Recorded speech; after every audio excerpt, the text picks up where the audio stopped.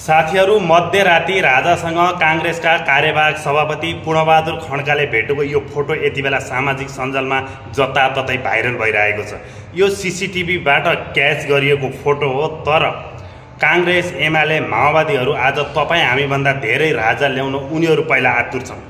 फरक यति मात्रै हो, तपाईँ हामी स्वतन्त्र निष्पक्ष रूपमा देश र जनताको हक र हितको लागि, राष्ट्र बचाउनको लागि राजा खोजिरहेका छौँ भने उनीहरूले आफू बच्नलाई राजा खोजिरहेका छन्। आफ्ना कर्तुतहरू बचाउनलाई, लुकाउनलाई, आफूमाथि लागेका विभिन्न भ्रष्टाचारका काण्डहरू, हत्या, हिंसा, अपराध, बलात्कारदेखि लिएर राज्यद्रोह, राष्ट्रघातीका जति पनि मुद्दाहरू उनीहरूमाथि छन्, ती सबै मुद्दाहरू क्यान्सल गरेर आफूहरूलाई बचाइदिन भनेर राजाको पाउँ पर्न उनीहरूले सुरु गरिसकेको यो गोप्य फोटो यति बेला सामाजिक सञ्जालमा आज भाइरल भएको छ। साथीहरू, काङ्ग्रेस, एमाले, माओवादीका सबै नेताहरूले मध्यराती गएर राजालाई भेट्ने गरेको यो समाचार तपाईँ हामीले सुन्दै आएका थियौँ, देख्दै आएका थियौँ।